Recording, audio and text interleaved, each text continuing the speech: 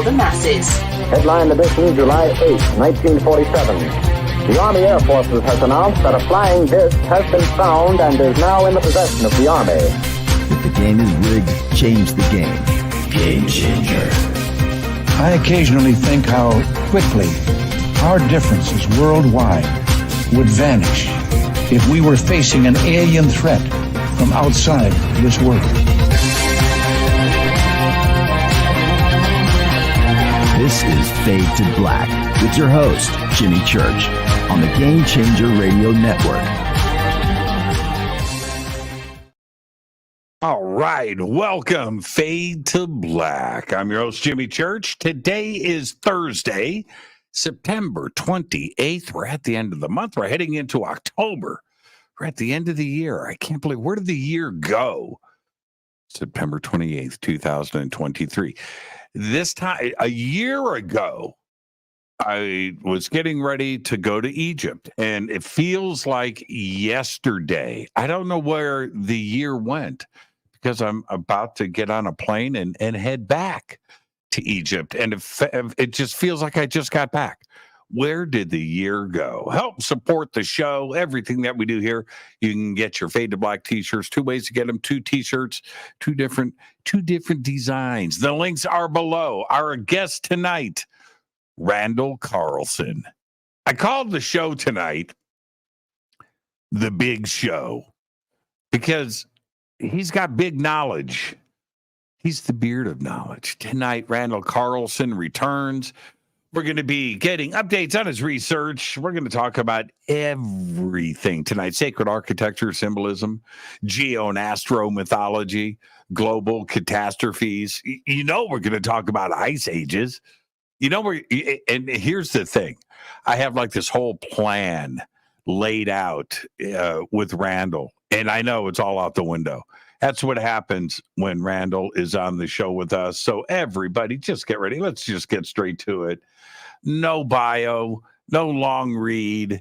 His website, randallcarlson.com. The links are below. And I want to welcome back to Fade to Black, the one and only. There he is, the beard of knowledge, Randall Carlson. Good evening, young man. Well, hello, Jimmy. Yes, Randall. Here we are again. Yes, here we are. I think my camera needs a little adjusting here. You know, we just had a half-hour sound check. Okay, so go ahead and tilt it down now. Tilt the camera down just a little bit. Tilt it down. There, see? Perfect. No. Don't touch it. No, it's not. My eyes, Jimmy, should be at the golden section. Is that the my deal? Eyeballs. So we're going to the golden ratio. Yes. Hey, you know, that's actually a great place to start, Randall. Okay. If we go back to, let's go to Greece. Let's go to Greece first. We could go to the King's Chamber if we wanted to, but the golden ratio, that number is perfect. Right. And when you look at a building that's designed and it has that, or a piece of furniture, or even the front of a refrigerator for that matter, and that ratio is there. What came first? The ratio or designing something that was just beautiful and it happened to be the golden ratio? Well, I think it was a combination of the two, but I would say this. The golden ratio is already found prolifically throughout the natural order. So humans, I think, discovered it, but it wasn't really a matter of discovery because the golden section, golden ratio, divine proportion, whatever you want to call it, is inherent in our own makeup, in our own architecture of us, we human beings. You know, when the simplest example I like to use is the cubit, which, and I'm sure you remembered this, Jimmy, because we've discussed this in great detail on many, many other podcasts. So I'm sure you remember that your cubit is elbow to fingertip, right? Yeah, get closer to your microphone. Elbow to fingertip. There you go. Elbow to fingertip. There's your cubit. Right. Right? Okay. Now, what does it mean to divide something by the golden ratio or the golden section? It's very simple. If you think of it in 2 dimensions, think of a line, and now you're going to divide that line. And when you divide that line, you put a point on the line somewhere, divide it into two parts, and you have there's only two things that can be possible. Either the two parts are the same size or they're different size, right? Now, you've created, this would be an asymmetry. If you put that point of division somewhere on that line that's other than the center, the division is asymmetrical. There's only one relationship where the small part of that asymmetrical division of the line is to the large part in the exact and precise ratio that the large part is to the whole line, which is the sum of the two. And that's the key to fractal growth throughout the universe right there, that relationship. And it's built into us in multiple ways. And I just showed you the cubit.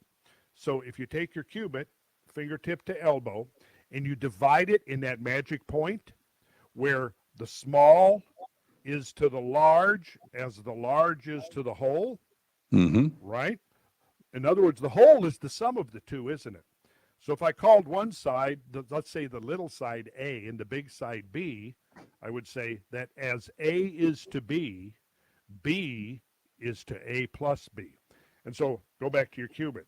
That division, if you feel on your wrist, Jimmy, right now, take your wrist like this, feel with your thumb, and you'll feel there's a space, a hollow space. That's called the space of Destot. I'm not sure what the origin of that term is, but that space is the magic point. It divides your cubit so that the small part, which is from your fingertip to that space, is from that space to your elbow, as the large, your forearm is to your whole arm, including your hand. Do you get that? Does that make sense? I do. Yeah. I do.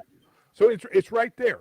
Okay, now here's the other where it gets even more interesting. If you take your cubit and you turn it vertically and you measure your height, what you're going to find is that very close, within a small margin of error, and of course everybody varies somewhat from the perfect, right?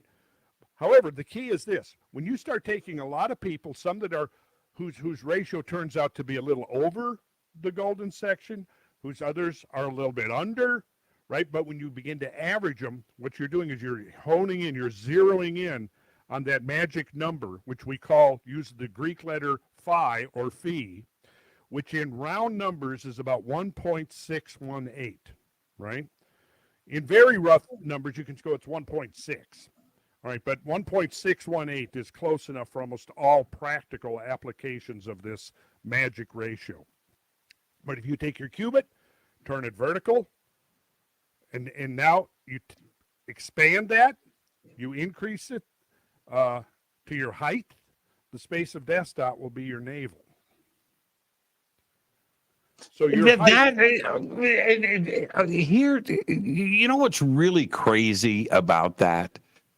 We can analyze this today and apply the mathematics to it and algorithms and study this, and it's beautiful. We can do all of that. The ancients knew this. That's insane to me that 5,000 years ago this was in play. Oh yeah. Yeah, I mean, we see it in one of the most spectacular monuments from the from ancient times, which is the Great Pyramid of Khufu, which is a pure embodiment of sacred geometry and embodies the golden section. And where is it found? Simply think of this: if you picture the pyramid, the Great Pyramid, it's slope to base ratio. Slope to slope, the side of the pyramid to its base, that angle, that's a magic angle. It's 51.84 degrees. And that's based upon measuring the remaining highly carved, polished limestone casing stones that were part of the original pyramid before those casing stones were stripped off, leaving it in the ruinous condition it is today. Once upon a time, the entire Great Pyramid was sheathed in highly polished white limestone. And that was probably so effectively positioned and placed that the joints would have been almost invisible. That's how carefully those casing stones would have been tooled. But that angle, 51.84 degrees. If you think I should actually just pull up can we share screen, by the way? Yeah, let's keep going. I'm working on your audio.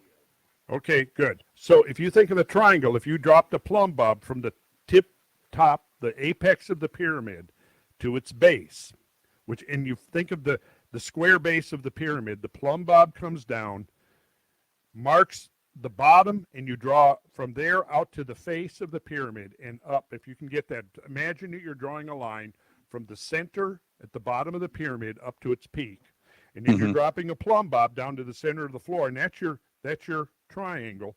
That's the base of that defines the angle of the pyramid. It's 51.84 degrees. What that means is, though, that triangle, its hypotenuse, its slope to that bottom of the triangle, which is half the width of the pyramid, is the golden section. So it's built right into the geometry, the triangular geometry of the Great Pyramid in a very prominent way that has further implications when you really delve into the geometry of it. And if we go with, Orthodox academia, we're talking about 5,000 years ago. Where does this engineering knowledge come from?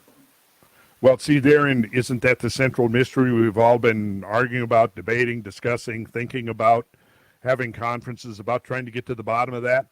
That's the central question, I think. And we're sort of, I think, at a stage now where we perhaps could make some serious headway into understanding some of the big gaps in our history, some of the mysteries of the past. And I think that's where we're going in the next couple of years, is that we're going to be learning things about our past that we've overlooked.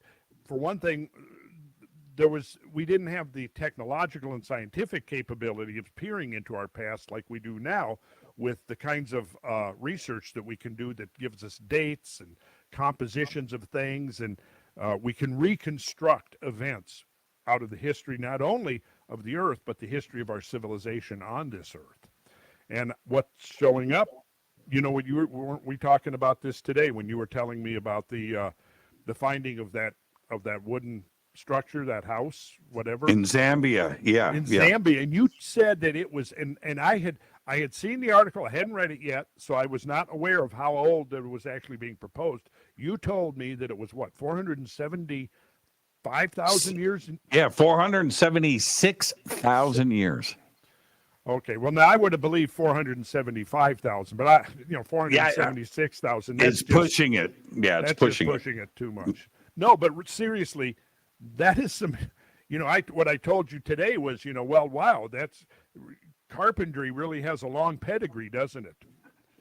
Well, see, and what's amazing about that is that when you think about Lincoln logs, everybody has, and how they're put together, and those notches in the Lincoln logs, that's what they found in Zambia.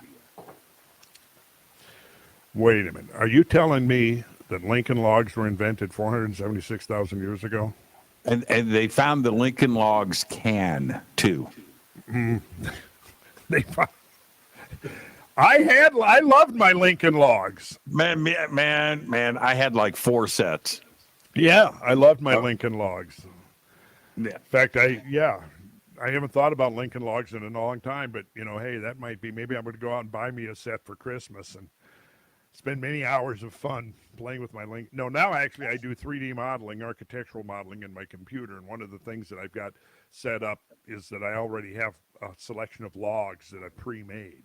So I can just assemble those in various ways. But now I just interrupted you, Randall. But that's fine. Just go with me on this thought for a second. We're talking about the golden ratio. We're talking about the construction of the Great Pyramid and this very special number and 51.4 degree. All of that. Okay, so now, if that was 5,000 years ago, and we go with the orthodox dating of Egyptology, which is wrong, but let's just stay right there for a second, that nothing happened before 3000 BC. Now, let's take Gobekli Tepe out of the play. But allegedly, at 3000 BC and before that, you had Neolithic Stone Age man wearing animal skins and nomadic tribes in the Sahara Desert. That is our understanding. That's what we are taught, is that everything was nomadic. And if now you go back 476,000 years, 200,000 years before Homo sapien sapien rolls onto the scene, we better have been nomadic, but apparently we were not. We were building homes. That's crazy to me. I think that's more significant than Gobekli Tepe or Younger Dryas or the redating of the Sphinx or and I could continue. 500,000 years is a long time. Yes. And I'm still going to have to process what that means, but I'm certainly have been open to the idea that, we are going to ultimately push the dawn of human civilization on this planet way back, but I've always gone and drawn my limit at skeletal remains, right? Skeletal remains of modern humans, Homo sapiens sapiens. And in the probably the last decade or two, that's been a part of the scenario that I'm trying to get people to consider. It started at 150,000 years. I think, when I first really started considering, look, how long have we humans been on this planet? And what were we doing for all those generations, right? That was the question that was raised in my mind. Since then, now it was pushed back, and I had to adjust my number up to 180,000 because they found additional skeletal remains suggesting the presence of modern humans on Earth 180,000 years ago. Now, and I haven't had a chance to really do the research in this to verify, but I think what I've picked up on now is that there is some remains that have been found that actually are dating to 200,000 years old. Now, you tell me that there was relatively sophisticated carpentry work being done 476,000 years ago. Now, we don't know, was that modern humans or was it one of our alternate species? Cro-Magnon. Engaging in this. Yeah. 476,000 years ago. That's right. And it would suggest clearly to me that either the dating is completely wrong or there was another civilization, another version of us that was there. Another version of us. That's interesting. Let's see. So I'm seeing it here. Yeah. I'm looking at it right now. 476,000-year-old structure, thought to be the oldest known wooden structure in the world. I would say, yeah. Now, does it surprise you that we keep moving backwards? Well, yeah, that's like Graham Hancock says. Everything just keeps getting older. Right.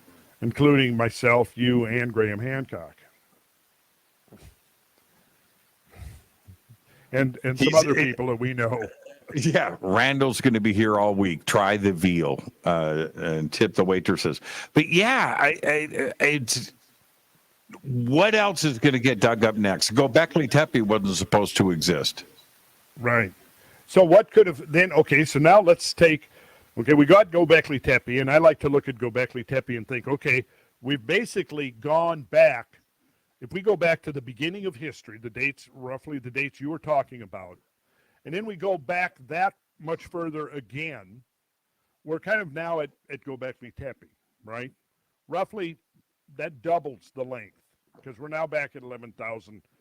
I think the dating of it isn't it now at 11,600, which is curious. They're dating it precisely at the date that geologists have given for the Younger Dryas, the upper Younger Dryas boundary, which is and meltwater pulse 1b, and the very beginning, the inception of the Holocene epoch. And now so now think of that. Four things. We've got meltwater pulse 1b, 11,600 years ago, a big gush of glacial meltwater, a gigantic, massive inrush of glacial meltwater into the global oceans. Meltwater pulse 1b, 11,600, give or take a century. And now you've got the onset of the modern climate regime, geological regime called the Holocene, and the transition from the Pleistocene to the Holocene epochs is dated now by geologists at 11,600 years. If Gobekli Tepe is 11,600, it's right on that major inflection point. Now, do we know, is there, I haven't kept up in the last year or two, is there any dating that's pushing, confirmed dating that's pushing it back beyond 11,006? Yes, and Karahan Tepe, which is, a few kilometers away, 20 kilometers away, is dating older. That's kind of what I was, yeah. And so are you going, you're going to Turkey, right? Is that? I'm going to Egypt. I'm not going to Turkey. I'm going to Egypt in a few days. Okay, in a few days. Yeah, do you know Ben Van Kerkwyk, Uncharted X band? Yeah, the work that he's been doing with the vases. Oh, that's amazing stuff. But yeah, he was just at Turkey, and I think they went and visited the one what was the one you mentioned? The other one? Karahan Tepe. Karahan Tepe. Okay, and that's looking like it could be older, is what you're saying. Mm-hmm. All right, yeah. So, yeah, I mean, on so many fronts, it's just alternate paradigms are just opening before us. As it's very interesting times, wouldn't you agree? Well, and you're a big part of that, though, because you've been talking about this for a very, very long time with a pretty large audience base, and you've been part of debates. You've fought the good fight in trying to push back on the pushback, and you're the one that's turning out to be on the right side of history. Well, thank you for saying that. It seems to be the case that I'm. And not to be blowing my own horn, I think I have been right more than I've been wrong. I have been wrong a few times. I point out, and I admit, yeah, there was a time, I think it was actually around November of 1976, I was wrong about something. No, actually, here's the thing, Jimmy. We're trying to, isn't science about trying to find out the truth about things? Isn't that ultimately science, ultimately like spirituality? To me, seems like the goal is the same. You're looking to find out the truth, and in that quest, sometimes you're going to be wrong, sometimes you're going to take a misstep, sometimes you're going to wander off the trail that's leading you to the goal. The key is to find your way back, though.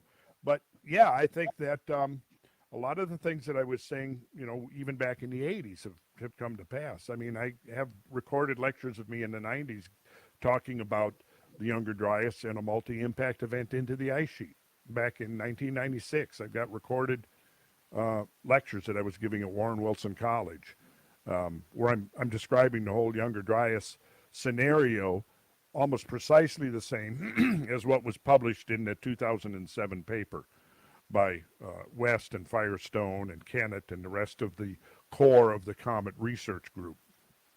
And since I mentioned the Comet Research Group, one of the things I should say is that it seems that there's this pattern now of censorship that's permeating all kinds of avenues of knowledge and information exchange. The latest incarnation of this is in the scientific press that seems to be becoming more and more authoritarian. And you have a lot of the mainstream science journals are coming under the umbrella of a few small publishing conglomerates, right? So I don't think it's been a major point up to this stage, but it's gotten to the point now where a lot of really good science is not making it past the gatekeepers. And so there's going to be an effort. And one group of scientists that has really encountered these obstacles to getting their work published is the Comet Research Group. And so in the importance of believing that science needs to be liberated. I mean, if the average person, Jimmy, wants to go and research a scientific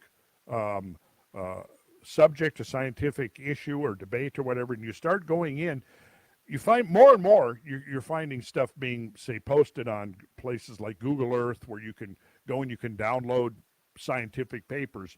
But there's a lot of stuff that's behind paywalls. And if you want to read one article, you got to pay $40, $39.95, and you can download one chapter from a book that's published through one of these publishing houses, right? And so what that does is it really puts a lot of key research out of the hands of, say, particularly young researchers, people who are maybe even in high school or college age, who are trying to do independent research, and they're trying to access the literature, and they can't get to it because they can't afford to spend $39 to download a scientific paper. But there's like several moves now to sort of democratize science, to make it more available to a larger number of people, and not restricted, hidden behind these paywalls. One of them is Sci-Hub.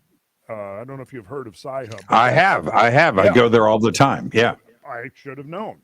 Yeah, that's exactly what they're trying to do. Now, the other ResearchGate is great source for finding out information, but in terms of the mainstream, where so much of the the funding and the grants and things, there's a big connection between the availability of those kinds of things, the funding and the grants and all that, and getting published in the mainstream scientific journals, right? So if you're not getting in there, see, the scientific journals and the academic institutions are conflating, they're colluding in a sense to control the narrative. And I think that we saw, you of course, Jimmy, I'm sure were aware of and saw the attacks on Graham Hancock in the aftermath of Ancient Apocalypse. It was brutal. It's still going on. Still going on. Exactly. Now, what I did is I read the first thing, and I thought, this guy's a nut job. If he didn't, whoever it was who wrote the first scathing attack. Well, then I looked at some more, and I ended up meticulously going through about 10 different attacks from multiple sources, some written by established mainstream archaeologists, others journals, and in the various mainstream press. And you know what I saw, Jimmy, and I think this is not any kind of far-fetched conspiracy at all, but it was so clear to me by the time I got through this that all of these people are reading and writing from the same script. They're all looking at the same talking points, even using the same type of words, phraseology. I was at a lecture not long after, which there was 60 people in the audience. And I asked them, I said, how many of you watched Graham Hancock's Ancient Apocalypse series? And about 2/3 of the hands went up. Let's say roughly 40 hands went up. Then I said, okay, so now if you watched it, leave your hands up. And if you saw that, and your takeaway from that was that you saw it, now you go, okay, that Graham Hancock, he's a racist, he's a conspiracy mongering white supremacist. And that's your take, that's what you get out of it. And of course, every hand went down. Not one single person looked at it and said, I can see from this that Graham Hancock is a white supremacist and that he's a racist. Yet you saw over and over again in these mainstream attacks on him, the same words, the same phraseology, the same ideas, sometimes woven in slightly different points of view, but ultimately all saying the same thing. And you can't tell me that you have 10 independent journalists and archaeologists looking at it and all concluding that Graham Hancock is a white supremacist. It's ridiculous. It was ridiculous. And let me say this. You know what my complaints were? There was no supremacy or anything like that going on anywhere in the series. But you know what my complaint was about the series? No, I don't. There wasn't enough me in there. There needed more Randall. I wrote the producers and complained about that. Did you? Too many shots of Graham going out and standing at the edge of the water with his hand on and pondering the significance of it all. That's my takeaway. What I just want more information. I don't need 15 seconds of Graham looking out at the water thinking about life. I need 15 more seconds of Graham's brain. That's my complaint. All this other stuff is just made up BS, and I was really tired of seeing it. And him, where he's at in his life, he's been dealing with this for too long. And give the guy a break. Go and let the research happen and let history play out. It has nothing to do with you complaining or criticizing the series or making stuff up. And that's where we are today. Let me go back and address your point, Randall. You had said that science is this. Science is a series of corrections. That's all it is. If you're a physicist today and you're writing something down and you've got it, whatever it is, in 5 years you're going to be proven wrong. So get used to it. And everybody throughout history, philosophers, scientists, mathematicians, engineers, it doesn't matter, have all been corrected and fixed and improved on. And so much so that even today, they're now saying that the Big Bang didn't happen. Isn't that the basis of all science? Isn't that the basis of of Einstein? And now that's where we are. Well, you got to be okay with that. You've got to be okay with correcting things and moving and improving and fine tuning and getting things to go forward. That's where we are, and that's what science is, and that's what's missing. I won't argue with that. No, I won't argue with that. I guess I would say, though, that the point that I want to make sure that we also, keep in mind is that there is an attempt to confine the narrative to certain acceptable ideas. And it's no doubt in my mind that part of this concerted effort, this collusion, whoever's behind it. For example, somebody is sending out talking points, racism, white supremacy, whether or not the fabric of the show itself. There could be it could have been done better. Okay, but to me, the important takeaway is that there's an effort to steer people away from some of the ideas which are essentially catastrophists. Let's not look at any evidence for natural catastrophes, because that's going to distract from the narrative here that they want to impose on us in the next few years, which is essentially this worldview that we humans have to be controlled. The energy system, the energy production and distribution and consumption systems have to be controlled from one end to the other of the whole continuum completely. And if we go to the scenarios that are being put out there, you know yourself what's the stuff that's being proposed, restricting air travel, restricting consumption of meat, controlling how much heat and air conditioning we can use. Energy rationing is a very realistic outcome of many of the policies that we are now implementing.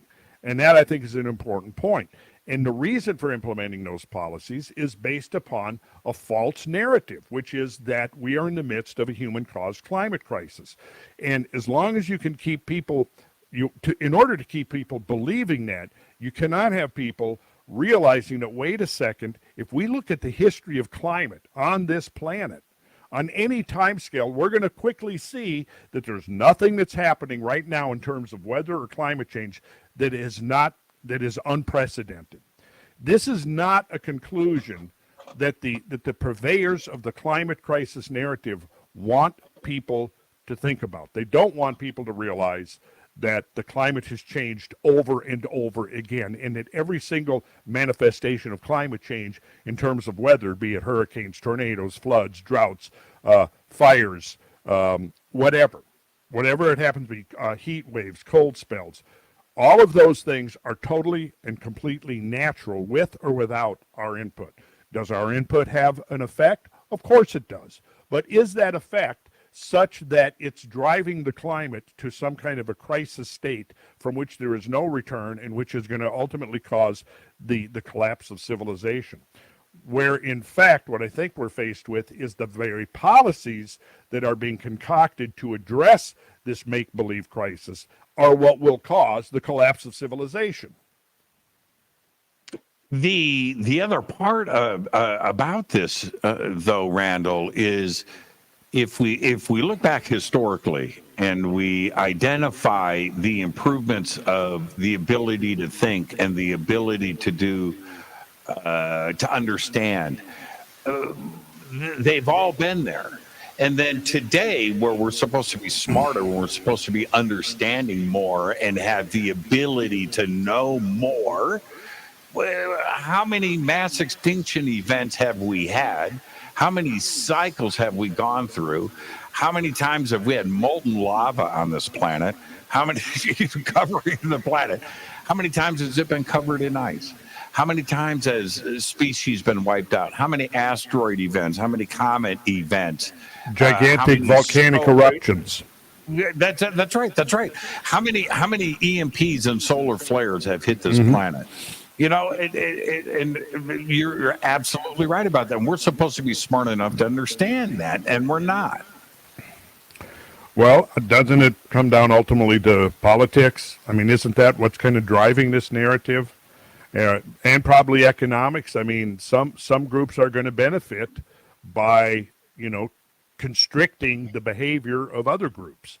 And that's what it ultimately is going to have to come down to, is that human behavior has to be restricted and energy consumption has to be controlled and limited. That's what I said. Energy rationing is an inevitable outcome of what is now being proposed. When, on the other hand, the market is ready to deliver a whole new system of energy to the world if the powers that be don't obstruct it and don't stand in the way of these innovations and these developments that could lead to an entirely evolved industrial landscape within a decade or two. See, that's my fear, is that we're getting so entrenched into the whole system of we're going to create this whole technology now to, for wind and solar and all this, which is going to cost multi-trillions of dollars. In the process, the infrastructure we've built in place, which is also multi-trillion-dollar investment, won't work with that. So that's going to have to be abandoned.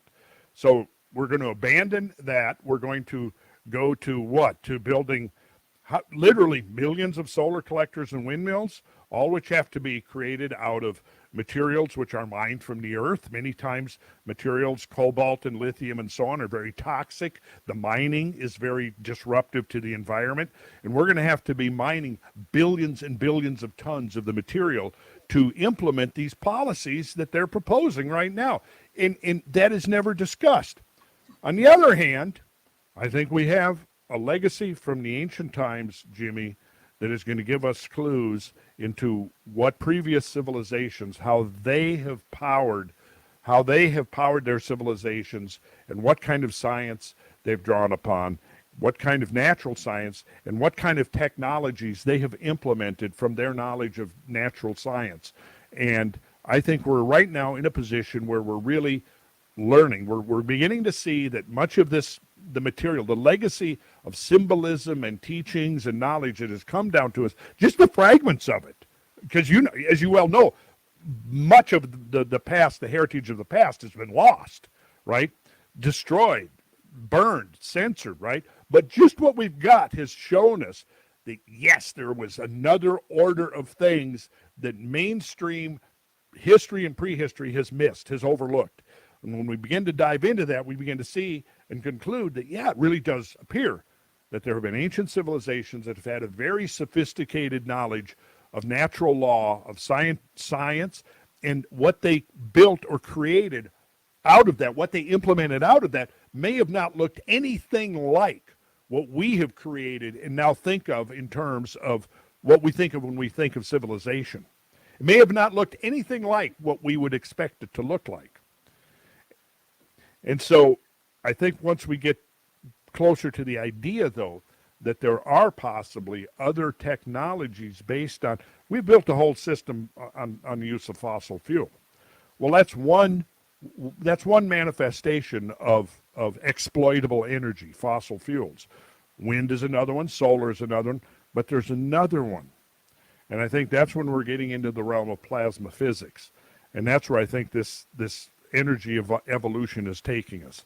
It's taking us right to the fourth state of matter, that state of matter that's beyond solid, liquid, and gas, and into another realm altogether.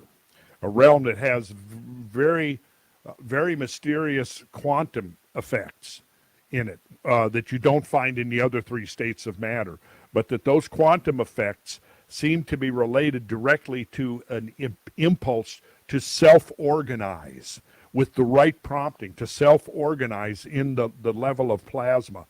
And if that turns out to be true, which I now believe that it is, I think we're getting very close to understanding a potential foundation for an ancient technology that an entire global civilization could be built on. Why the opposition with that? Because eventually we're going to, we're going to peel back a layer of an onion, and we're going to find, a 1,000,000-year-old Coca-Cola can, and things are going to change. Well, I think we've kind of found, well, maybe not 1,000,000-year-old Coca-Cola can, but we have found things that maybe we didn't understand, and now we have a different context for understanding them, what they were. I mean, the Vedas are full of references that can be seen directly as descriptions of an ancient civilization. And of course, we find the idea embedded all over. I mean, just take our own Judeo-Christian tradition and look at the Bible. Okay, I think that it's clear in there that when you read those first few chapters of Genesis, that there's actually two levels of creation being described there. You've probably heard this before, that there's actually a double narrative. The creation narrative is doubled, right? And it's interwoven, so you have to separate it. And then likewise, the accounts of destruction.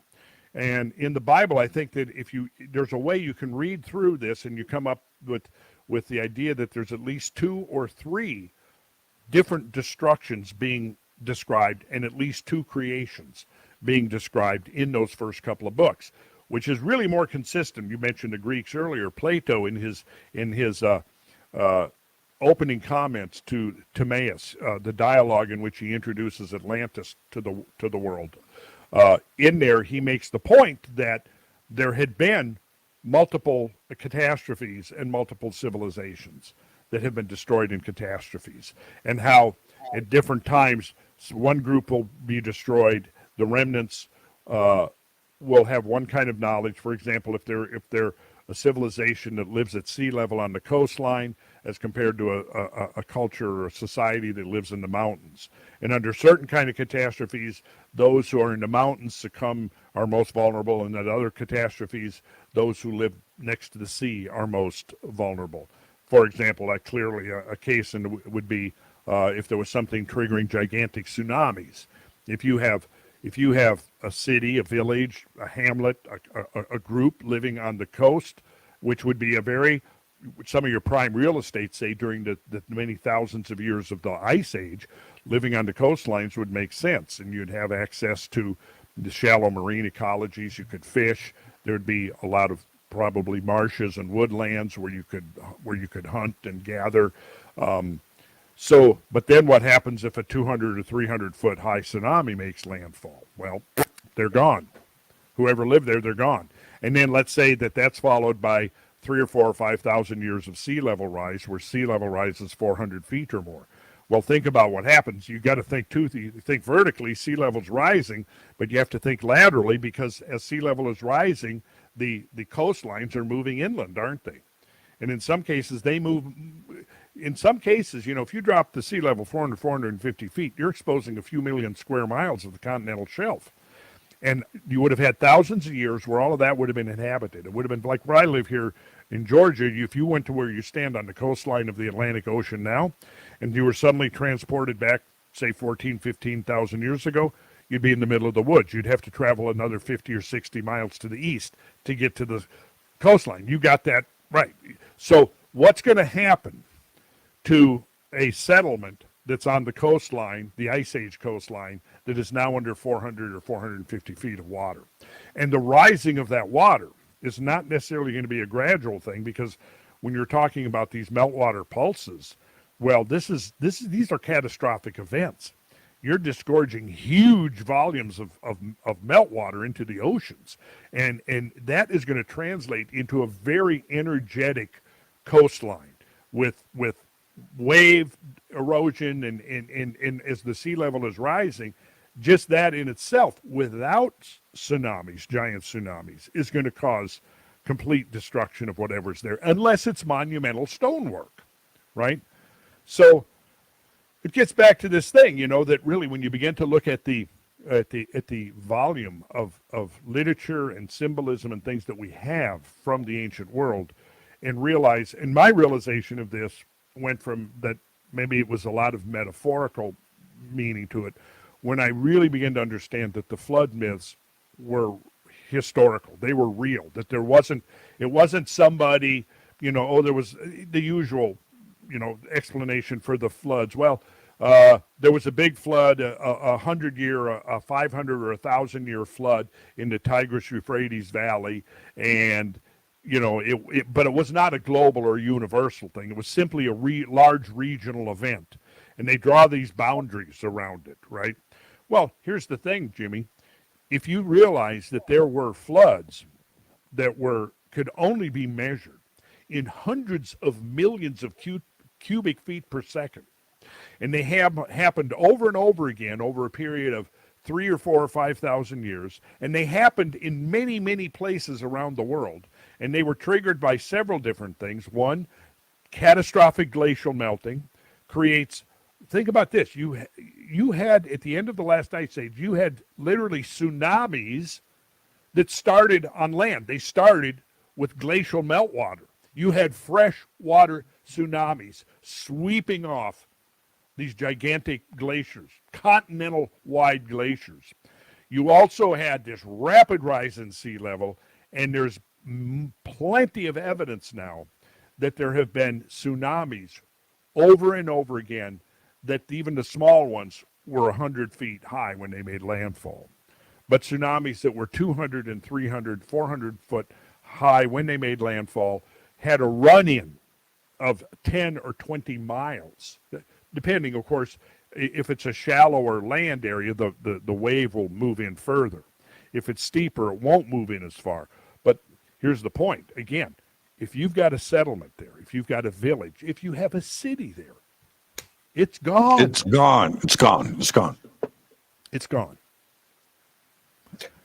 The think of that earthquake over in Japan, 2011. Right? Yeah. And what that tsunami did, it was unbelievable to see, tens of thousands of cars and homes, yes, and the people and the destruction leveled. Nothing left. Nothing. Now imagine a tsunami 10 times as big and powerful.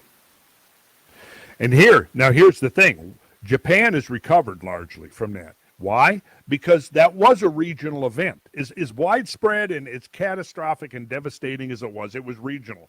98% of the rest of the world's infrastructure remained intact.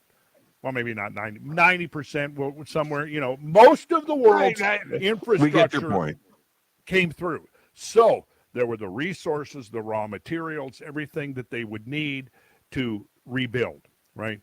But now we're looking at events that involve the whole planet. Now, not necessarily uniformly destructive over every square inch.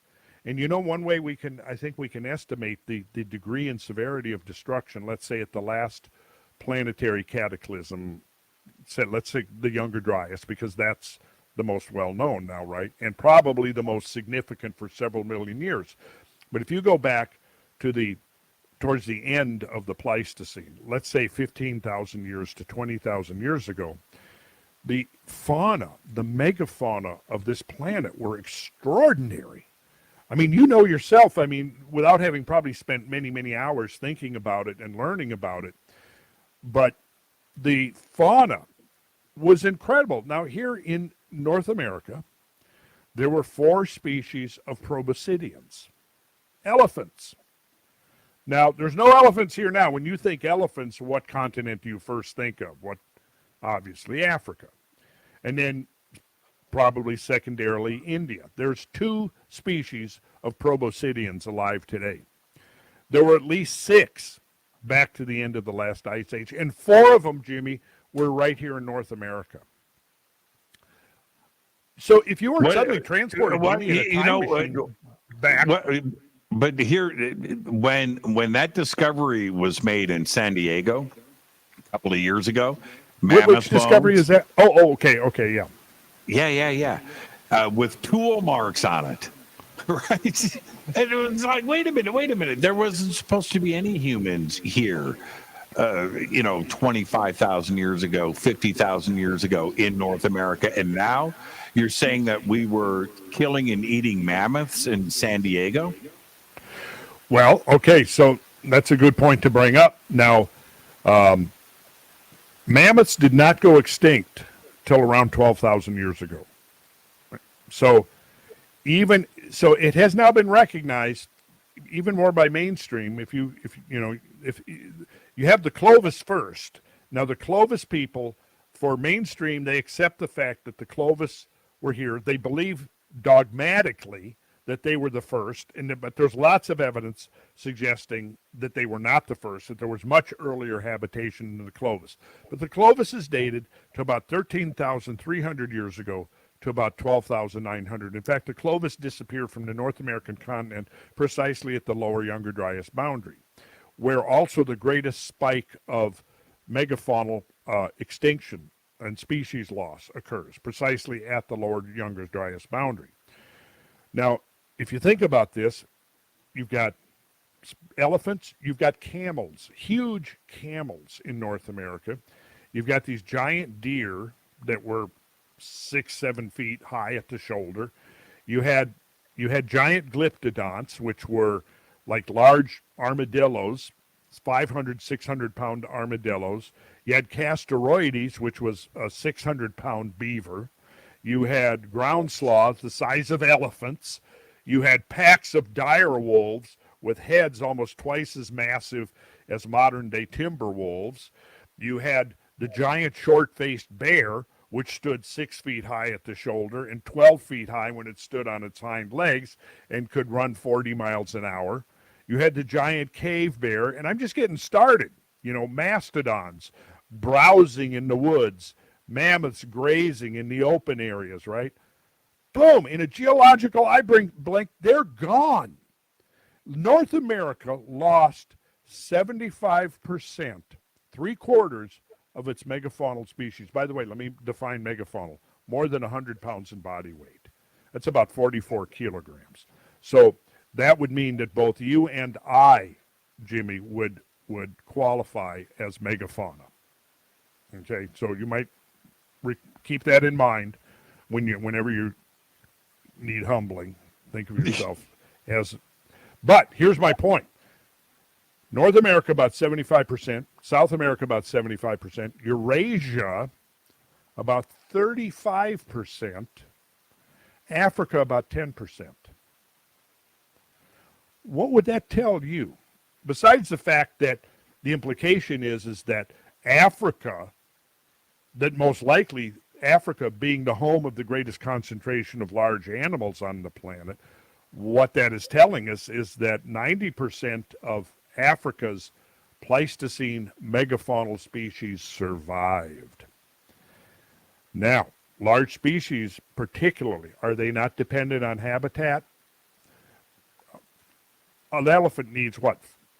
A lot of food. A lot of food to eat every day. Large species have to have a lot of food resources available to them. Secondly, the young take much longer between the time of inception and the time of birth, right? And then those young have much longer before they're viable and can survive on their own. All of these factors mitigate against large species when you have habitat loss. So what this tells me is that we can use species loss as a yardstick to understand and get a sense of habitat loss. North America, in fact, seems to have been ground zero at the end of in the last great global catastrophe. And it also tells us that the severity of the catastrophe is not visited everywhere on the planet uniformly. That there were places where obviously you were more inclined to survive than in other places. Yeah, it's kind of like a bell curve, with the very, very big, right? Well, you need a lot to, and then you have the very, very small on the other side, but in the middle, what's going to survive? It's that part of the bell curve. The two extremes, brontosaurus, right, and the mammoths, giant sharks, megalodons, anything on the extreme. And that goes to the very small, they don't survive. But this is the other part, though, I wanted to bring up. After every one of those extinction events, including Younger Dryas, and at the end of the last ice age, look how quickly species came back and developed. And it was faster than, to me, what Darwin proposed as the length of time that evolution would take. Well, it didn't take 10, 20, 30, 40 million years for these species to evolve. In some cases, it was thousands of years. It was like overnight.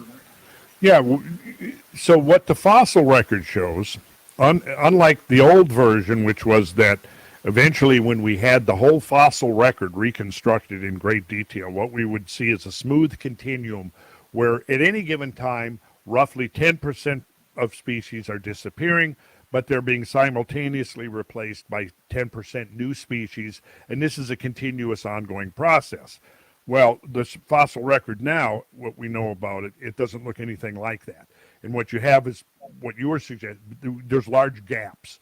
And there will be points where there's prolific species, density in the rocks of many species, and then boom, 3/4 of them are gone. Of species are gone. Now there's considered five great mass extinctions in Earth history that have ranged between 3/4 and 90% of all species, marine and terrestrial. Now, when we talk about, it's important to differentiate when we're talking about the end of the Ice Age extinction, that when we're talking about 75% of megafauna, we're not talking about 75% of all species. We're only talking about 75% of the animals over 100 pounds in adult body weight. Okay, so, but here's the thing. When you look at North America, now, yes, you're exactly right. There's a hiatus, and then there is the zoologist, the biologist, the paleontologist looking at, the scientists looking at these things, call them rapid speciation events. So you have this rapid disappearance of species, and then the fossil record is barren for this gap, for this interval. And then all of a sudden, the interval, there's a rapid proliferation of new species. Without that continuum of incremental evolution connecting the new to the previous. Now, in our own epoch, we're in a zoologically impoverished world compared to the Ice Age world. We have not seen the return. The large megafaunal species on the planet today, for the most part, are the survivors of the catastrophe. Now, there are American bison, right? However, they're a devolved form of the super bison that inhabited North America that had horn span up to 10 and 12 feet. This guy was huge. He was twice the mass of a modern bison. And you've been up close, I'm sure, from time to time of a modern, like, adult male bull bison. These guys are huge. I wouldn't want to tackle with one or tangle with one. The super bison was twice that. Now, is the modern bison a descendant of the super bison, or is it a completely different species? I don't know the answer to that. I would tend to think it's a descendant. which means that there was some kind of a scaling or a scaling back in size of these Ice Age animals. I don't know the answer to that, but I think the takeaway from this, at least one takeaway, is that we can get a gauge, we can get a sense of, because one of the things I think we're trying to do here is to reconstruct in a detailed model as possible what the hell actually went down. Did it involve impacts? I definitely think it involved impacts of things from space. Did it involve the sun? I think it's highly likely that it involved the sun. What else did it? Did it involve volcanism, volcanoes? Absolutely, I think it did. I mean, we can see the evidence. During that transition phase, there are very large, substantial deposits of volcanic ash that show that there were major volcanic explosive eruptions during this period of time. I think there's also evidence that we're beginning to put together showing that the sun may have gone through a period of hyperactive phase caused by an interval where it went into a minimum phase of energy output. So solar variability, I think, plays a role that's been neglected up to this point. Volcanism plays an important role. Impacts, if I had to pick anything that I think would be the ultimate trigger of the other stuff, it would be impacts. Now, how would impacts trigger the sun? Well, here's some possible. Now, this is possible. This is only hypothetical. But since we have deployed solar observing satellites in the early 90s and really started taking a good look at the sun and seeing what happens and looking at solar storms, coronal mass ejections, and plasma ejections, which mostly are your CMEs are mostly plasma ejections, okay?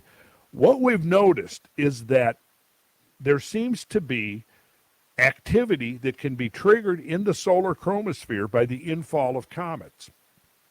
Now, the comets we've been observing, none of them have been bigger, say, than Comet Halley, but most of them are smaller. They're called the Kreutz sun grazers.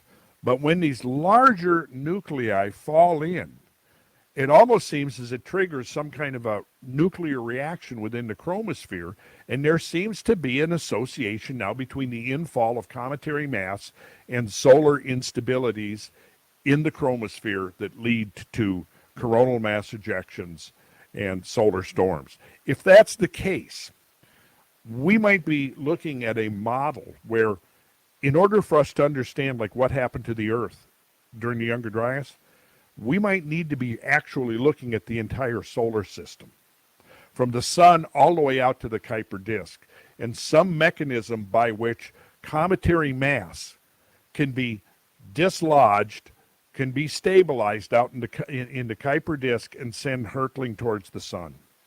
Because then what it does is it begins to break up. One large nucleus can break up into 1 million or 10 million pieces. It can create swarms of meteorites. It can create dust. That dust can accrete to the Earth's atmosphere. It can form barricades between the Earth and the sun that can affect the amount of solar radiation reaching the Earth. The nuclei of these comets can fall into the sun. And what would happen if you had 100 or 1,000 pieces of a broken comet falling into the sun, or instead of a Halley-sized nucleus, one that had 100 to 1,000 times the mass or volume of that falling into the sun? See, so what I think we really need to do from here on as we're thinking about these things is think on a much bigger scale. We have to start thinking in terms of the whole solar system itself interacting almost as a type of natural machine. And I think that's what our ancestors on this planet were up against. We're not against simply a planetary phenomena, certainly not merely a regional phenomena, but not just a planetary phenomena, but something that encompasses something much, much greater. And that's going to be my message. Look, these cosmic events have engraved the proof of their presence all over the entire planet. This has probably happened multiple times. And in 476,000 years, what you've told me, Jimmy, doesn't that imply some level of civilization?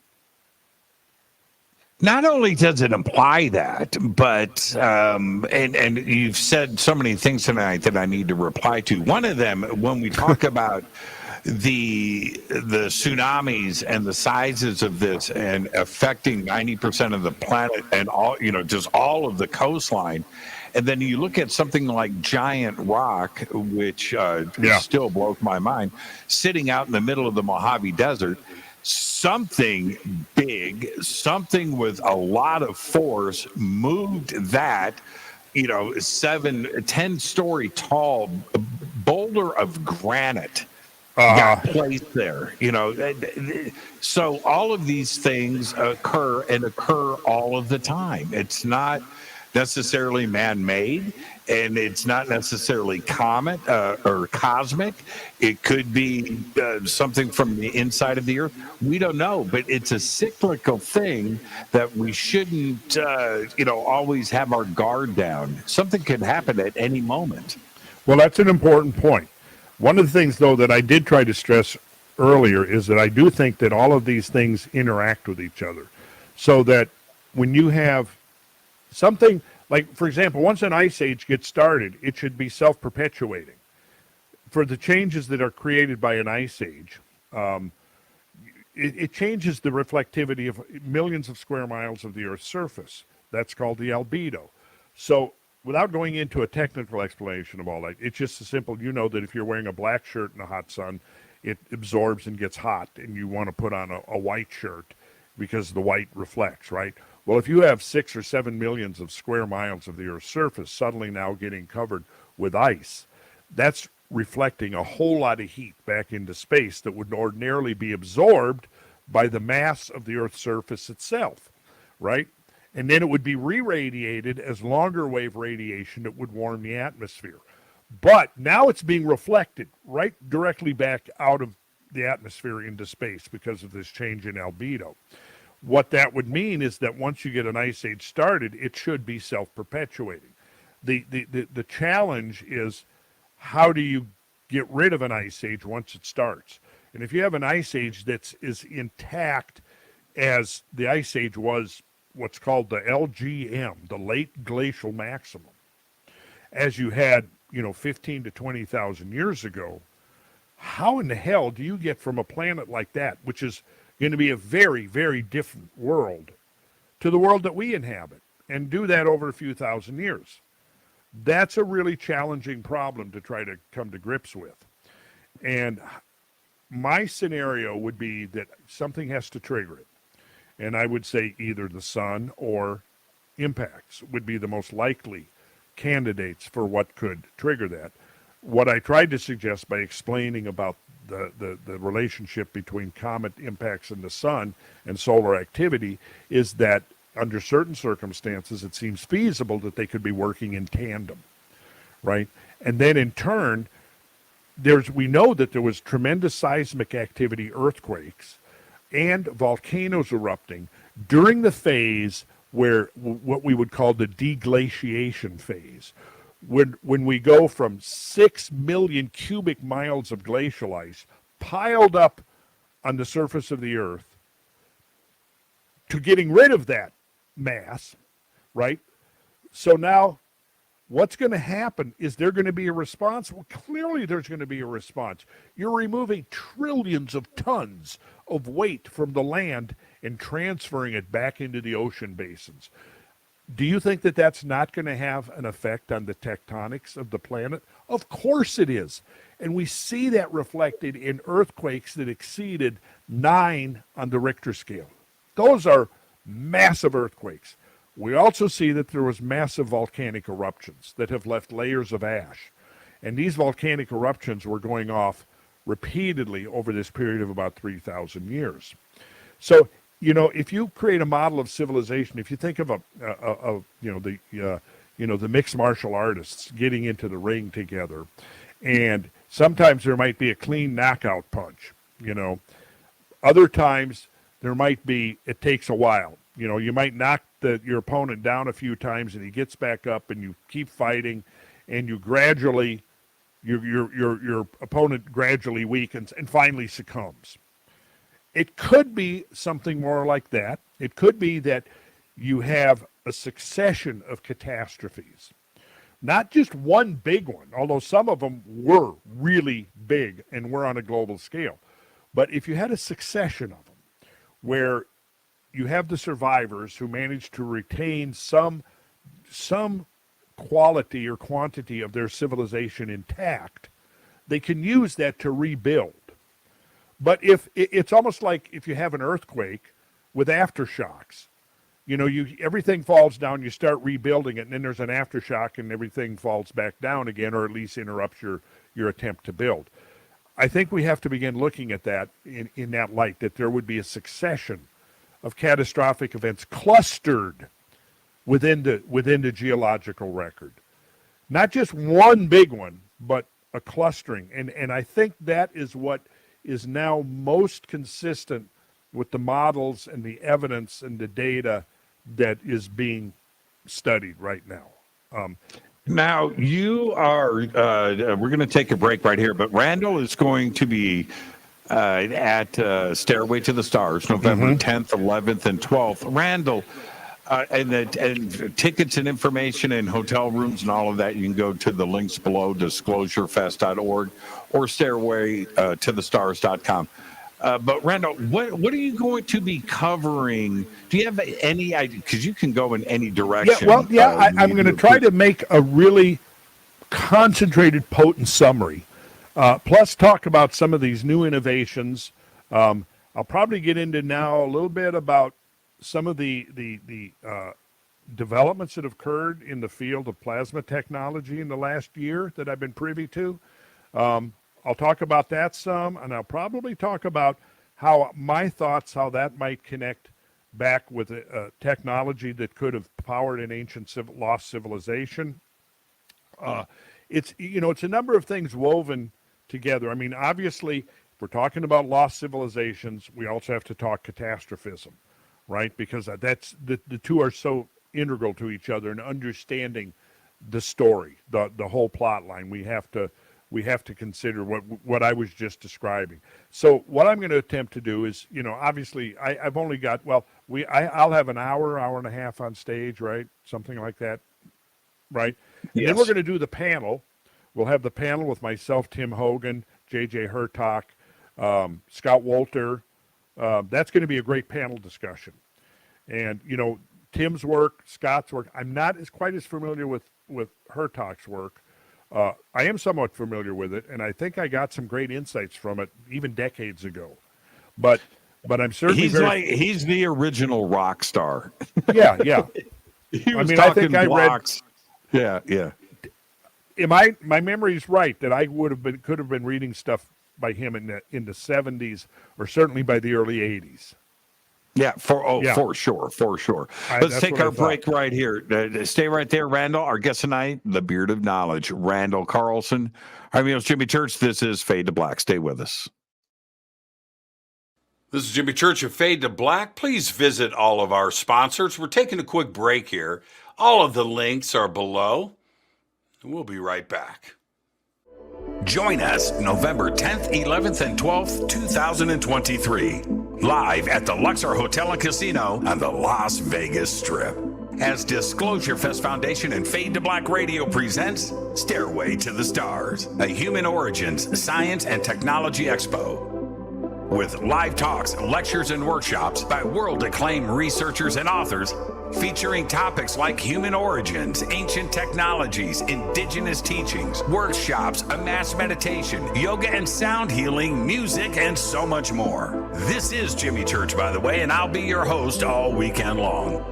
Don't miss our intimate sky watch and meteor shower over the infamous Area 51 airspace in Rachel, Nevada, with special surprise celebrity hosts guiding us through the night. This event will sell out. For more information and tickets, please visit disclosurefest.org. Hi, everybody. Jimmy Church here. Very special announcement, and that is we are shipping Fade to Black t-shirts again. It's been almost 2 years. We did a full upgrade to the website, so you can head over to jimmychurchradio.com. It's all simple to do, and it's right there. Remember, We broadcast 4 nights a week, Monday through Thursday. We bring you the best, the brightest, the most knowledgeable and amazing guests, the best conversations. We do that 4 nights a week. We also do 4 days a week. We broadcast the news, and we do that live too as well. It's not a one-man show. I do it with website support. I do it with producers. I do it with writers and artists. All contribute to the show. The best way to help support what we do here is with the Fade to Black t-shirt. And you can get your Fade to Black t-shirt one of 2 ways. First, go to jimmychurchradio.com, order a shirt. It's really that simple. You're going to get a tracking number, it's going to get shipped, and it's going to get autographed. The second way to get a shirt is with a Game Changer membership. Now, the Game Changer membership not only includes a free t-shirt, but you get a private email to me. You get unlimited commercial-free downloads. You have full access to the website, and everything includes free shipping, and everything is autographed. So help support the show. Get your Fade to Black t-shirt today. The links are below. You can just go to jimmychurchradio.com, and it's right on the website. So there you go. I'm Jimmy Church, Fade to Black. I'm so excited that I just have one thing to say. Gobekli Tepe. River Moon Coffee, makers of the Fade to Black blend. Truly the best coffee on planet Earth. Just visit rivermoonwellness.com or their Amazon store. It's all simple to do. You can check out the Fade to Black blend, the Game Changer blend, or any of their Black Moon Wellness products. It's the only coffee I drink. It is the best, and it's Doc. Again, rivermoonwellness.com. All right. Welcome back, Fade to Black. I'm your host, Jimmy Church. Tonight, Randall Carlson is with us. And I'm not going to do a recap. I'm just going to bring Randall straight back in. And Randall, before I bring you in, turn your speakers down a bit more if you can. And I want to make sure that you can hear me, but we're getting some echo back on this end. Other than that, Randall, welcome back. And the idea of all of this, when we start pushing, the dates so far back, the destruction of us, if it has occurred in the past, it would be difficult to find evidence of us. This thing in Zambia was an enigma. That was a rare situation where wood could have been preserved in that state for almost 500,000 years. But eventually, if we dig deep, we're going to find something, and it's going to push things further back. At what point will the skeptics be quieted? Oh, what a good question. I tell you, that it's been said who was the famous scientist that said, the scientist progresses sometimes one funeral at a time. That sometimes you just now there's definitely evidence of some spectacular conversions that have taken place, but I think for some of them it probably ain't going to happen. They will take their outdated model of world history right to the grave with them. And because that's what's happening right now. That's what we started our conversation with, talking about the Comet Research Group that's having to come up with a completely different avenue to get scientific information out, because what's happened, like they've written these 4 new papers and they can't get them published, and I think it's clearly a conspiracy. It clearly there is a centralized control mechanism in place that is discouraging the publication of papers with certain themes and certain studies and stuff in them. And one of those would be natural climate change, natural environmental change, all of the catastrophism, all of that seems to be, in some respects, now not prohibited but censored. And that's what's happened to the Comet Research Group. And these papers, they're going to be actually published and available. I have the preprints, and we were given the preprints, me and the small group. I don't know if you know George Howard, Cosmic Tusk, Russ and Kyle Allen, who do the Brothers of the Serpent, a few of others that have agreed to help disseminate these new papers once they're finally published. So what we've done is it's like right now the obstacle is this entrenched, corrupted peer review process. What we've done is we've created a sort of a loose band of almost renegade peer reviewers. And we've gotten the preprints of these articles, and we've been able to go through them, make comments, give our impressions of them and so on. And now when the final version comes out in the next couple of weeks, we'll be looking for venues to distribute these new papers as wide as possible to as many people, to as many students, to as many researchers, to as many other open-minded scientists as possible, completely bypassing the gatekeepers, completely bypassing this whole peer-reviewed complex that stands in the way of getting so much scientific research and knowledge out there that is currently going on. So that's kind of what the strategy is about. And I think I hope it starts a trend that we really start liberating scientific research from the journals. That, like I said, you want to lay a scientific paper, well, you're going to go in there and you're going to try to get it, and you're going to discover it's behind a paywall, and to get behind that paywall, you're going to spend a minimum of $29, maybe $39, maybe even more. And so what that does is, especially, it keeps a lot of important science not available to younger people who can't afford to do that. And even as another researcher or scientist who's doing work but maybe not making 8 figures, 6 figures a year, that's still, if you're going to try to follow up on a paper that might have 100 references in it, and you want to go to 20 of those references, but you're spending $30, $40 for each of those papers, well, you're soon going to be spending a whole lot of money getting those papers. So there's this move now. We got to get past that. We got to get it so that scientific information is liberated from the constrictions of the peer-reviewed process, from the gatekeepers, and get it out there so that to encourage younger people to now access this resource that is occurring. So, it's going to be happening over the next week or two. I'm not sure when the final version of the papers is going to come out, but it's going to be very soon.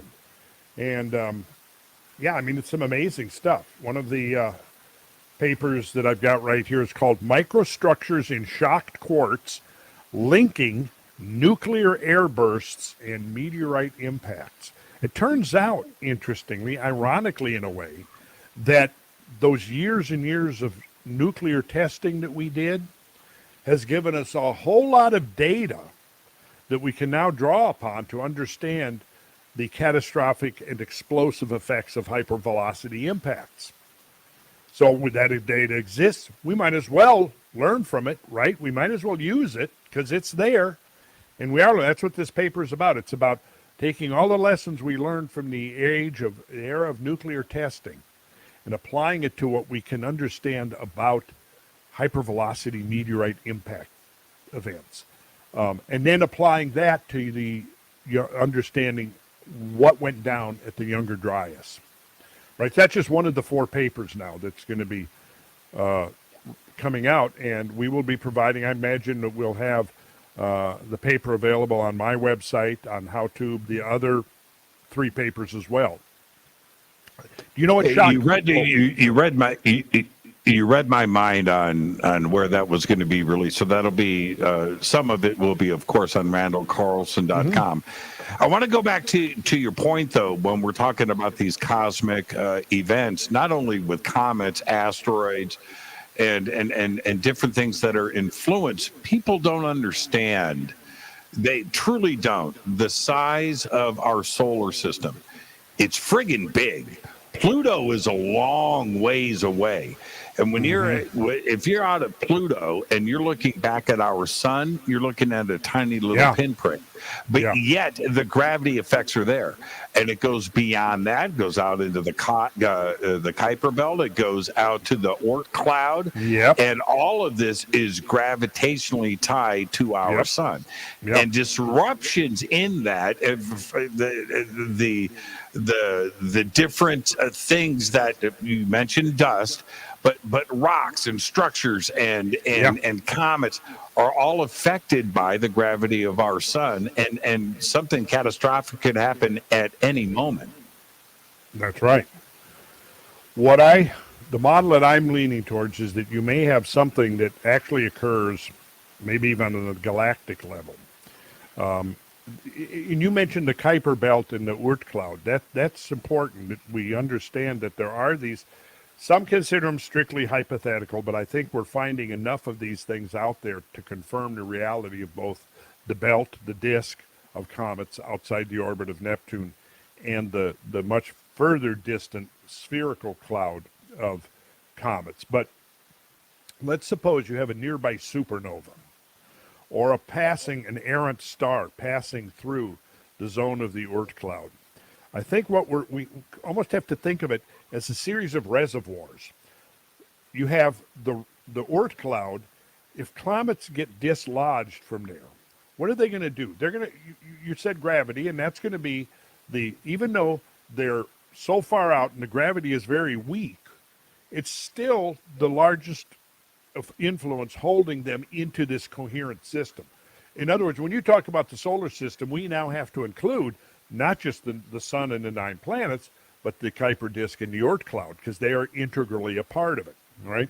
So now let's say you have a supernova nearby, and it causes chaos. You'll have a powerful shock wave that will pass through the Oort cloud. So now what that does is it destabilizes those comets, and they're all, think of this sphere as slowly rotating. Well, what they're going to do is some of those comets are going to start cascading towards the sun. Okay, so from the Oort cloud, most of those comets will probably spiral down and become part of the Kuiper disk. So the main source of replenishment for the Kuiper disk is probably the Oort cloud. Okay, some of those comets will come in to the inner solar system, and what has happened now is because some of them will more or less restabilize with Kuiper disk, others will not. They'll go on highly erratic orbits. We have seen 2 classes of comets, basically, the short period and the long period. The short period comets are coming in on pretty close to the Earth's orbital plane, which is pretty close to the Kuiper belt. Then you have other comets that are highly tilted to Earth's orbital plane. They did not come from the Kuiper disk. They came from somewhere else. They're probably direct immigrants from the Oort cloud. Usually what's going to happen there is those long period comets are going to come in, they're going to pass out, and either come back never, because they're on a hyperbolic orbit, which is open, so they just come in and they go out and they go away and they're gone. The ones that are on the plane of the Earth's orbit, they become elliptical. And when you were talking about the cycles and so forth. Well, this is, of course, immediately what it brings up to my mind, is if you have now, the Kuiper disk is now replenishing the reservoir of Jupiter solar crossing comets. And those are the 2 main gravitational sources that hold in these comets, which are most of the comets that grace our skies. Well, because of the fact that they're in close to the plane of the ecliptic or the Earth's orbit, that means when they start breaking up and fragmenting, we're going to be oftentimes in the pathway of that, because the orbit of the comet is very close to the orbit of the Earth. It's not just like some coming in at a big steep angle, coming in, shooting through and going bye-bye. No, that stuff is coming in and it's changing the environment of the inner solar system. If we define the inner solar system as between the sun and Jupiter, which in the Earth is right in there, right in that zone, right? And so now what's going to happen is, one comet you remember, of course, the example I always use is the 1908 Tunguska Siberian event, which I believe is, you can make a pretty strong argument that that event was a meteor that was a byproduct of a cometary, part of what is now the Taurid meteor stream, which peaks. The Earth crosses this stream twice each year. Crosses the stream in the summer when, picture, like my two fists here. Let's see, this will be the sun and this will be Jupiter. Okay, so now we have comets traveling from the sun to Jupiter around like this, coming back again, right? So elliptical orbit. Now, if the Earth is going around the sun, say, it can potentially cross that stream twice. One time, it's going to cross it after the material, after the meteors have come from around the sun. And if we were going to look at the direction that the meteors are coming from in the sky, we'd be looking towards the sun. Because they've just come and they've made that, they've rounded, like the racehorses, they've rounded that end of the racetrack behind the sun. Now they're coming back out. So that's the summertime Taurids. They peak in late June and early July. And it's hard for us to see them because of the fact that when they're coming in towards the Earth in the sky, we'd be looking towards the sun. Okay, on the other hand, the other Taurids, are the fall time Taurids, is when the Earth crosses the stream as it's coming towards the sun, not away from the sun. So what happens in you're crossing it, now you look upstream, you're looking in the opposite direction of the sun, you're looking out towards the night sky. And so therefore, you're going to have a whole lot greater odds of actually seeing the Taurid meteors coming in, passing the Earth. Taurids are known to have sometimes some pretty spectacular fireballs. Now, what I'm going to be doing, like this Halloween, I'm going to launch a tour that's going to go into the backwoods, magical, hidden places of eastern Tennessee during the peak of the Taurid meteor stream, which lasts for about a week. And it really begins right around Halloween. And traditionally, when you go back, Halloween has been associated with the Taurids all over the ancient world. In fact, I've got, if I can plug this, I've put together a really interesting illustrated presentation where I talk about and show this incredible evidence for a universal Day of the Dead that was associated with the Taurids, the Taurid meteor stream, the Pleiades, and the Bull of Heaven. Now, why the Pleiades? Well, because if you've ever gone out and looked at a meteor shower, they're not just coming in randomly. They're coming in from a point in space. It's almost as if you're looking up a tunnel and those meteors are flying towards you out of this far distant space. And just like if you've ever walked as a boy, and I'm sure you did this, walk down a railroad track, right? And you look at the rails and they converge into a point in the distance, don't they? Well, now imagine it's a tunnel. It converges in the distance. All those meteors are coming towards you. The point in space, the bullseye, you look at what star field, what star constellation is behind that point. And that's what gives its name to the meteor shower. So the Taurids are coming from Taurus the bull. The Leonids are coming from Leo the lion. Geminids are coming from Gemini the twins. You got it, the picture. This is basic esoteric knowledge 101, okay? So now, if you look at the Bull of Heaven, that's Taurus the bull, right? You look at the imagery of Mithras slaying the Bull of Heaven. How is he doing it? He's taking and stabbing a sword into the shoulder of the Bull of Heaven, and the blood is flowing copiously out. This is in the Mithraic iconography, right? But if you take the traditional depictions of the constellation of Taurus as the bull, the Pleiades are right on the shoulder of the bull, exactly where Mithras is shown depicted stabbing his sword into the shoulder of the bull. Once you begin to make these kind of connections, you begin to see that there's a whole nother dimension of meaning to these images and symbols and stories and myths that have come down to us. However, what I'm getting at is our Halloween, our modern Halloween, is part of an ancient festival called the Day of the Dead. And it goes back to the belief that the world was destroyed during the Great Flood and fire. There's all sorts of myths wrapped up in it. And if you go to even the biblical account, remember the biblical account gives us a pretty precise chronology of the flood.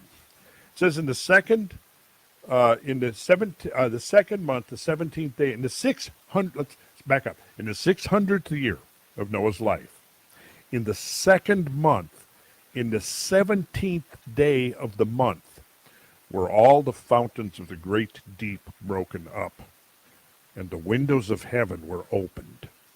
Now, if we take that date and adjust it to the ancient Hebrew calendar, boom, it falls right on the Day of the Dead. And if we go to Egypt, you're going to Egypt, the tradition of Osiris. When Osiris entered the ark, it was on the 17th day of the second month. Osiris, the myth of Osiris, being placed in the ark that was then put into the waters of the Nile, occurs on the same day that Noah enters the ark. And that is the peak of the Taurid meteor shower. So in other words, the Great Flood is actually given us in Jewish tradition. There's a legend that, in the myths of the Pleiades were the seven sisters. But if you look in the sky, you only see 6 of them. So the myth was that one of those sisters fell to earth.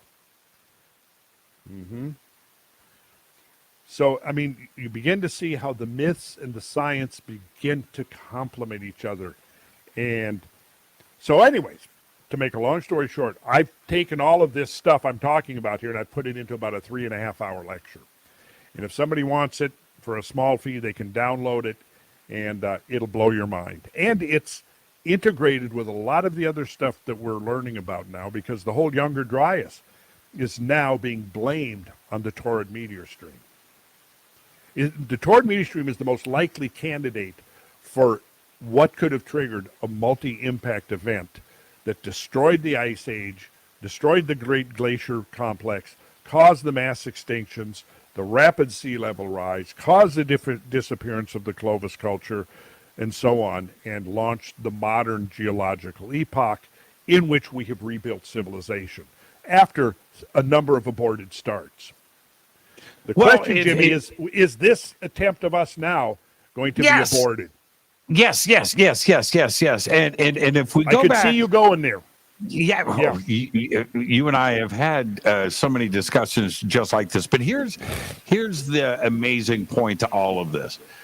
Earth, 4.5 billion years old, thereabouts.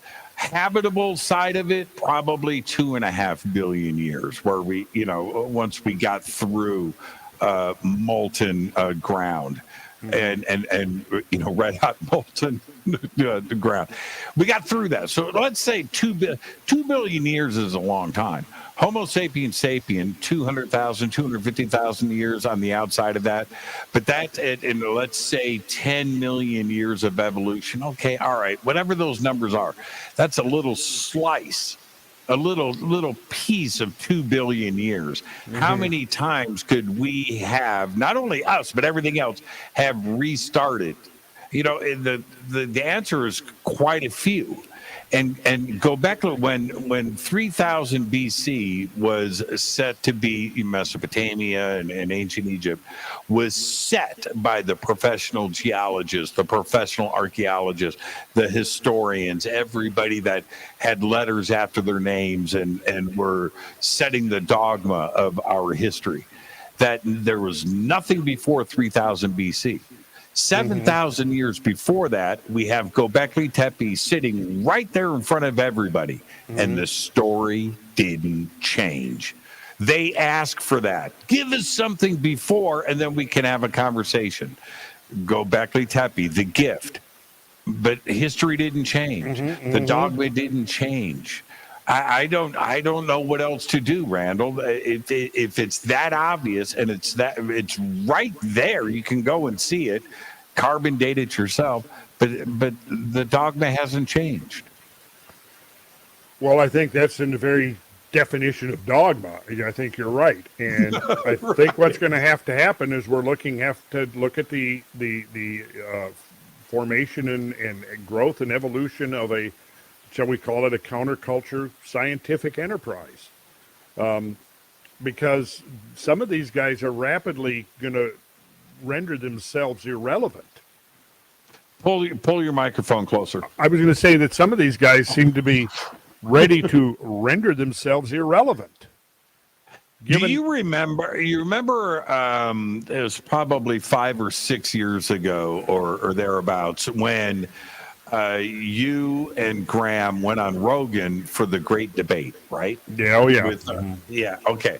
So, not to get into specifics, and we don't have to, but even that, the argument, the answer to that was in that debate, well, you're just not, you're not giving Stone Age man enough credit, dude. That's not a scientific argument. You've got to come with something else if you're going to come to the debate stage. But that was as far as they could take it. And that's the part that frustrates me so much, is that the skeptics are a very small part of our society. It's a very small percentage, but they've got the loudest voices, and they shout the loudest. Yeah. And their answer is no.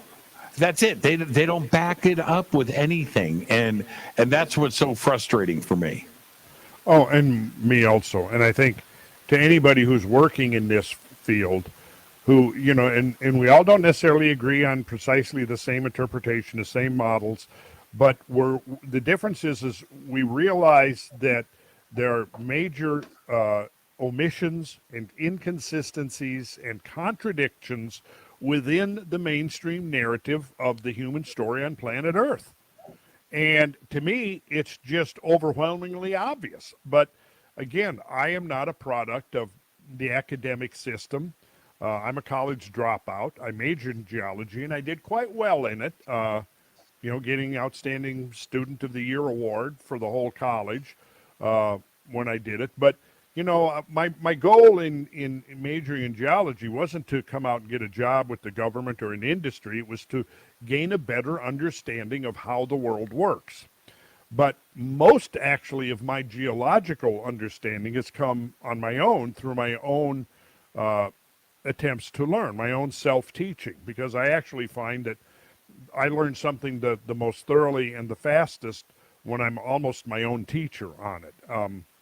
But any case, what I've noticed, like I had an encounter recently with one of these very dogmatic, very arrogant, knowledge monopolists who thought he had the final word on everything regarding ancient history and catastrophism and the Younger Dryas, actually attacked me in the middle of a presentation that I was doing to a geological society. And he was a member of that, but he decided that he had to be the gatekeeper, and that what I was going to present to the society was going to be too controversial. And so he attempted to cut me off and derail me in the middle of my presentation, where I was really not even interpreting. I was just presenting evidence. I was presenting evidence that had been, found by many people, many credentialed researchers, geologists, geophysicists, etc. But the information I had gathered together, in some, did not support this mainstream narrative. And this guy pretty much did everything he could to derail me, and it was a bit controversial. There were other geologists in the audience that came up afterwards and said it was totally unprofessional what he did. It was out of place. And I had been invited to speak there by the president. He was the vice president, but he took it upon himself. For example, he would not. I've presented to this geological society before, and this was my second time. The previous time, I recorded it. There was no problems. I should have known that something was up when we were set up to record the lecture I was about to give, which is standard. I record all my lectures, right? And he came, and I missed out on this because I was preparing on my up at the podium or something. He came in and made the videographer that was about to record it take his equipment down and would not allow him to record it even. And in retrospect, I figured that was intentional, because if there was a recording of it, one could see how exactly this tactic that he was pulling to try to derail my presentation and try to discredit me in front of the audience by bringing in total red herrings that had nothing to do with what I was even talking about. It was a very interesting experience and eye-opening, but yeah, that was my first personal encounter with one of the self-appointed gatekeepers. And he even told people afterwards, they came up to me and said, out in the parking lot afterwards, he was telling people that it was his duty to uphold the standards of science. Yeah, well, that was my reaction, exactly. Yeah. I think most people, especially like those like him, they forgot that Galileo went against the mainstream. Right? Oh yeah, well, Copernicus went against the mainstream. Oh yeah, many have gone against the mainstream, and certainly some of them paid the price, and in some cases the ultimate sacrifice.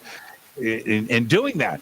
But that's the only way to initiate change. And the other part to this is the only way to learn, including the doofus at your meeting, is that the only way you're going to learn, the only way you're going to expand, the only way you're going to hear something new is by listening, not by not listening. You don't learn anything if you don't listen. And you don't listen to alternative views. That's it. There is another way to look at it, Randall.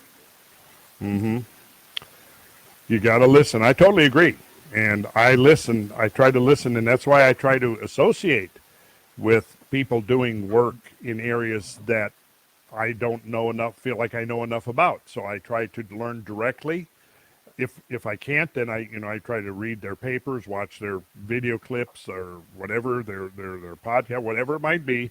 But often, as much as possible, I'm trying to meet them in person, particularly people in the geological or paleontological realm, archaeological realm, to go spend time in the field with them, getting direct knowledge and insight. Because if I'm standing there with another geologist, let's say, who is an expert in stratigraphy, and I'm still a student of stratigraphy, I'm going to learn a lot.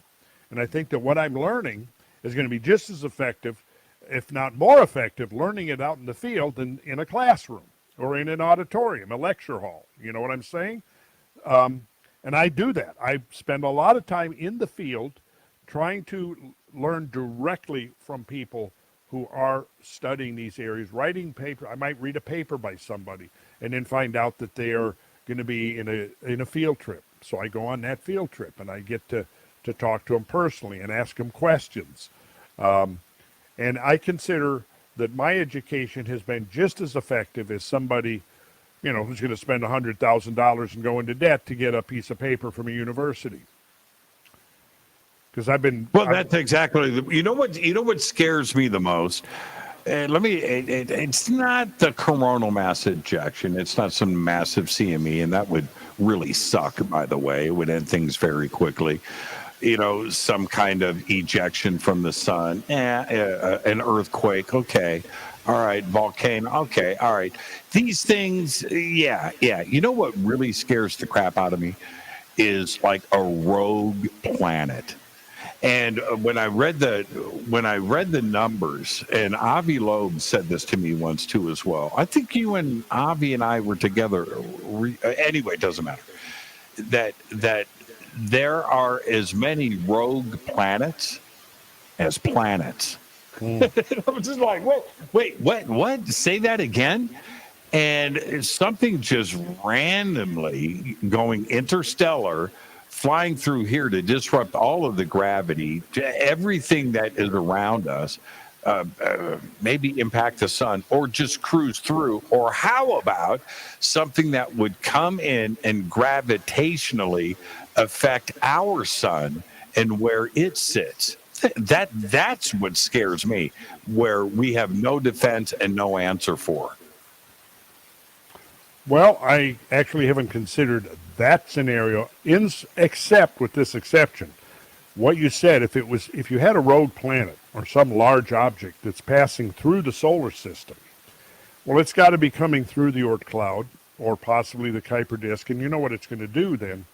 It's going to gravitationally sweep up a bunch of that stuff and drag it right into the inner solar system with it. And so even if the object itself, and we're talking about an object could be the size of the moon in the same gravitational attraction as if it's the same mass of the moon or larger. And it would have to come fairly close, like to the Earth, in order to have catastrophic effects. Like let's say you had a rogue planet the size of Mars coming through. Well, it would have to be coming through, it would have to be passing through the same zone of the solar system that the Earth is in. If it passed, let's say the Earth is on one side of the sun and it passes on the other side of the sun, it's probably not going to have a big effect on us. It would have to come directly, it would have to be a close call, right? But where I would think that it could have a large secondary effect would be what I just described, is that it would drag in an entourage of all kinds of stuff, the cosmic debris it picked up. Yeah, garbage, on its journey garbage. in. Right. And then if it leaves that stuff in the solar system and it falls into an orbit around a planet or around the sun, then there could be a whole host of secondary consequences. That idea of a rogue planet, though, that passes through our solar system, that would be a very controversial idea. I'm just saying. And there's let me just throw some more right on this. I've talked about this many times on the show, Randall. So this to those that listen a lot, this isn't the first time you've heard it, but I've had this recurring dream, and even a daymare, right? I'm not necessarily asleep when I think about this. But I've had this a lot, where I look up at the moon at the moment of impact, where something strikes the moon and breaks it in half. And I hope it's not a premonition. I hope it's not some kind of precog thing. But I just have this thing. And if that actually happened, where the gravity, our oceans, our planet is like a fine stew sitting on the stove. It's always being stirred. It's being stirred by the gravity of the moon, right? Things are always in motion. And if that goes away, the magic of the moon, that's another thing that we have to consider. That the moon is the reason why we're here. Oh, well, you're certainly correct about that. I mean, the moon acts as a great, shall we say, a flywheel, a stabilizing flywheel that helps to keep the Earth spinning relatively smoothly rather than chaotically and erratically. It's also based on the sequence of life, and I'm not necessarily implying the Darwinian, but still we have to, I think it's clear that the terrestrial life began in a marine environment and then evolved to a terrestrial environment. But in order to accomplish that transformation from marine to terrestrial, what you need is a zone, an intermediary zone, where, because otherwise it's beyond the level of most species to adapt if you're going from one extreme, like a submarine environment, onto a land air-breathing environment. So what you have to do is you have to nurture some intermediary species that can sort of coexist in two different environments, both marine and terrestrial. But in order to do that, you have to create an environment that is an intermediary. And how do you do that? Well, nature does it for us. The moon does it because it creates an intertidal zone. And this is a zone that's part of the time it's underwater and part of the time it's in the air. And it is there that the transitional species evolved, that then eventually became land-dwelling and air-breathing. So, it's the moon. Yeah, the moon is critical. It plays a very important role. And I think it plays even another very important role. And this is something now where we're going to really get out there and get controversial. But, as we're talking about ancient traditions, there's many ancient traditions, particularly from India and some of the Vedic traditions, that if you take them at face value, I mean, they're describing our ability to fly. They're describing flying machines. They're describing the gods over and over again coming from the heavens and departing from the heavens. When the great flood occurred in the Enuma Elish, the Sumerian account, you had the gods were on earth, but the flood was so destructive and the catastrophe so terrifying that even the gods decided it would be better to get out of Dodge, and that's what they did. They left the earth. And so over and over again, we have traditions of the gods coming from the heavens to earth and being able to leave the heavens.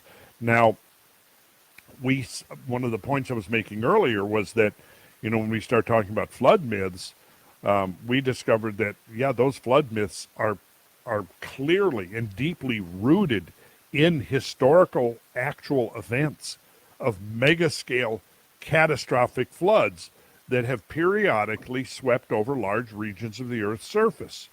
Okay? Well, if we can attribute a literal understanding to the flood stories, how do we treat the stories of the gods? That's exactly right, Randall. And not only has this gone over and repeated, it's every culture on the planet. Yep. It's every piece of deep history. It's in oral traditions. It's written. It's been repeated. And how many times do we have to go back to that well and drink that water before we start to, literally, right? Before we start to take it a bit more serious. Well, listen, Randall, thank you so much. Perfect night on the show.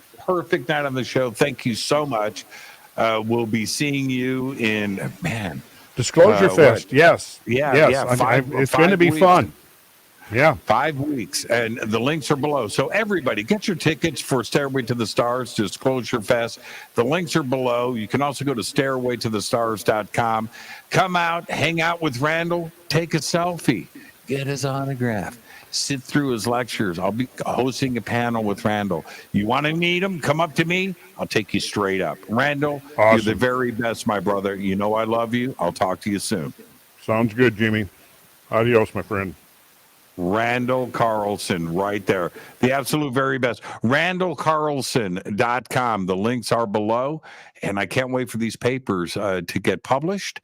And he said about 2 weeks, I'll keep everybody posted on that. With that, I'm going to get out of here. Everybody have a great, safe, fun, amazing weekend. I'm heading out to dinner. I'm going to bum everybody out right now with James Fox. He just texted me. He said, man, let's go, man. I've got the menus on the table. So I'm going to head out. I'm going to go have dinner. You guys have a great, safe, fun, and amazing weekend.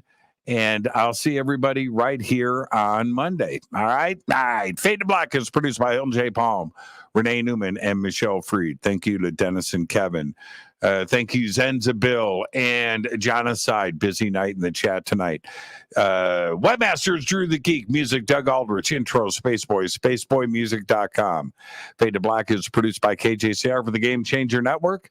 This broadcast is owned and copyrighted 2023 by Fade to Black and the Game Changer Network, Inc. It cannot be rebroadcast, downloaded, copied, or used anywhere in the known universe without written permission from Fade to Black or the Game Changer Network. I'm your host, Jimmy Church. Until Monday, I want you to be safe. Gobekli Tepe.